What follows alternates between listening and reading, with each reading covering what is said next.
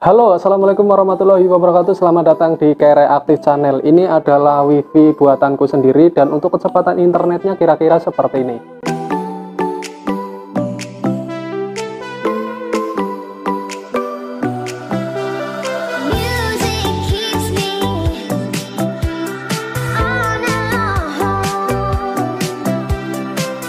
Nah, kira-kira seperti itulah untuk kecepatan WiFi rakitanku sendiri. Nah, sebelum lanjut ke videonya, buat teman-teman yang lagi cari STB OpenWrt atau VPN Premium, bisa nanti mampir ke toko saya di Shopee. Linknya ada di deskripsi bawah. Ya, kita langsung aja masuk ke videonya. Jadi di video ini saya akan men-share tutorial bagaimana cara setting WiFi OpenWrt menggunakan UTL, terkhususnya buat teman-teman yang punya modem-modem yang interface-nya itu RJ45 atau modem yang bukan USB. Jadi kendalanya kalau teman-teman pakai UTL itu kadang katanya sering bengong, ya bukan katanya lagi, karena saya sendiri pakai juga sering bengong kayak gitu. Nah, terkhususnya itu merek Ugreen ya. Jadi saya pakai merek Ugreen 3.0 dan 2.0. Ini yang dipakai 3.0 dan ini 2.0. Sebelumnya juga banyak teman-teman yang DM saya atau komentar di video sebelumnya, itu banyak yang nanyain, "Bang, cara ngatasin UTL Ugreen itu sering bengong gimana?" Ya sama, aku juga. Nah, di video sebelumnya saya udah bahas mengenai topologi yang digunakan di jaringan saya, kemudian untuk alat-alatnya apa aja kayak gitu juga ya. Nah, sekedar untuk mengulang bahwa Mi 4 router gigabit ini kan kemarin saya udah ngomong bahwa ini udah disetting jadi VLAN sekaligus access point. Kenapa dijadikan VLAN? Karena memang kalau modem Orbit Max atau Orbistar 2 mau masuk ke STB, sedangkan STB itu WAN atau sumber internetnya kan harus USB. Modem ini kan bukan modem USB, jadi harus dibantu dengan UTL, ya kan. Nah, cuma di kasusnya itu sering terjadi bengong. Bengong itu yang dimaksud gimana, Bang? Jadi kalau bengong kan kayak gini ya, dia itu nancep ke STB kayak gini. Nah, kalau misalnya udah 1 jam, kadang 5 menit, 10 menit, atau 1 hari sekali itu terjadi bengong, nggak ada akses internet, dan modemnya diakses lewat alamat IP itu nggak bisa. Jadi sembuhnya dia harus dicabut kayak gini, kemudian dicolokin lagi. Nah, itu yang dimaksud bengong pada video ini. Nah, di video sebelumnya saya juga udah jelasin kenapa saya kemudian nggak pakai UTL, saya lebih memilih VLAN, karena salah satunya itu alasannya, karena sering terjadi bengong. Sebenarnya teman-teman juga udah banyak yang bantu ya, di komentar video udah sering ada yang ngomong, "Bang, kalau pakai UTL itu cari yang merek Pention, kalau enggak yang chipsetnya Realtek." Nah, saya sendiri belum membuktikan itu, tetapi berhubung saya punya UTL, keduanya itu merek Ugreen, ya mau gimana lagi, masa saya mau beli lagi, kan nggak mungkin. Jadi akhirnya saya coba-coba eksperimen, coba-coba nyeting gimana caranya biar nggak bengong, dan ternyata sekarang udah ketemu untuk solusinya. Dan seperti yang teman-teman lihat di sini, sekarang saya pakai UTL ya. Jadi ini udah tidak saya fungsikan sebagai VLAN lagi. Sekarang untuk modem Orbit masuk ke STB itu lewatnya UTL, bukan lewat VLAN lagi. Dan ini udah aku tes 5 hari tanpa bengong sedikit pun. Jadi nggak pernah yang namanya aku cabut colok kayak gini sekarang.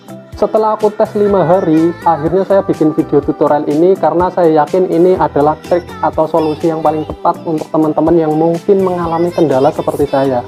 Jadi untuk caranya gimana, silahkan teman-teman ikutin tutorial berikut ini. Oke, baik, jadi untuk tutorialnya cukup menggunakan handphone saja ya. Jadi buat teman-teman yang nggak punya laptop, tenang aja, ini cuma cukup pakai HP udah bisa, bro. Jadi yang pertama, kalian itu koneksikan wifi-nya itu ke STB kalian. Jadi ini aku udah koneksikan ke WiFi STB. Nah, kemudian kalian buka Google Chrome ya. Di Google Chrome kalian akses alamat STB kalian. Nah, di alamat STB ini kalian harus ada akses internet. Jadi silakan STB kalian itu kasih modem atau kasih tethering dari HP, terserah ya. Nah, biar gampang untuk nyeting, kita atur dulu untuk ke situs desktop. Biar tampilannya itu tampilan komputer ya. Nah, di situs desktop ini kalian klik menu pojok kiri, kemudian masuk ke folder software. Nah, di folder software ini kalian klik pada menu update list. Nah, ini harus ada akses internet, dan kalian bisa tunggu untuk beberapa saat sampai dia itu selesai.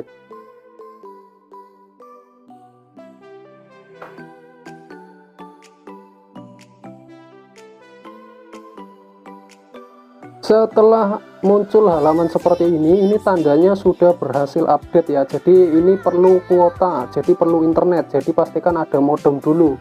Nah, klik aja dismiss. Nah, kemudian tunggu dia lagi muter-muter. Nah, klik pada bagian installed. Nah, di bagian installed kemudian kalian tulis pada bagian filter, di sini tulis aja namanya ASIC ya. Nah, di sini itu ada driver yang namanya Kamut USB Net ASIC AI88179, dan itu di bagian deskripsi dia itu tulisannya kernel module for USB Ethernet ASIC based USB 3.0 atau 2.0 ya. Nah, driver ini yang harusnya kita hapus, jadi kita cukup pakai driver satu aja yang atas. Jadi drivernya cukup pakai yang atas aja, yang bawah kita hapus. Cara ngapusnya kita cukup klik remove. Nah, kemudian klik remove lagi. Nah, setelah itu klik dismiss. Nah, maka drivernya sudah berhasil kita uninstall. Nah, tunggu sampai dia itu memuat halaman kembali, dan kita cari lagi driver yang dengan kata kunci ASIC, dan di sini driver ASIC-nya sudah tinggal satu aja ya. Jadi cukup Kamut USB Net ASIC yang tadi ada 3.0 2.0 udah kita remove, di sini udah nggak ada.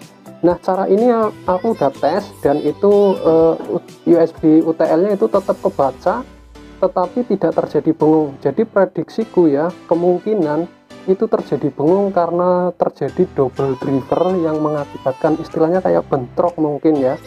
Jadi sehingga sering terjadi bengong di UTL-nya. Nah, caranya ini udah selesai kayak gini doang, jadi gampang banget.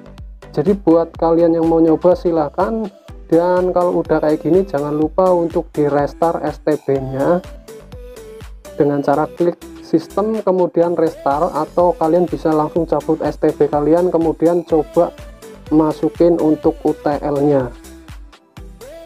Ya oke, jadi kayak gitu untuk tutorialnya. Ternyata saking gampangnya itu terjadi karena driver yang bentrok. Kalau menurut saya drivernya bentrok ya, karena seperti yang kita tahu bahwa kalau kita itu burning firmware, itu biasanya firmware-nya udah include ada drivernya, dan biasanya sama si developernya kadang diinstal driver ini sama orang lain driver ini kemudian disatuin kayak gitu, yang mengakibatkan kalau menurut saya itu drivernya double kayak gitu, dan mungkin menjadi sebuah permasalahan yang bikin dia itu bengong ya, error kayak gitu. Jadi dengan menginstal salah satu driver yang udah saya kasih tahu di video tersebut, sekarang udah saya tes 5 hari itu tanpa bengong. Nah, semoga teman-teman nanti yang ngikutin tutorial ini sama kayak saya, nggak terjadi bengong lagi, dan apabila terjadi bengong nanti bisa komen di bawah ini. Nah, jadi kayak gitu aja video kali ini. Buat kalian yang penasaran untuk alat-alatnya ini apa aja atau cara kerjanya gimana, jangan lupa cek deskripsi ya, karena udah dibahas di video sebelumnya. Sekian video kali ini, jika ini bermanfaat jangan lupa di like, komen, dan di share juga ke teman-teman kalian yang lain supaya teman-teman kalian juga tahu. Sampai ketemu di video selanjutnya, dan wassalamualaikum warahmatullahi wabarakatuh.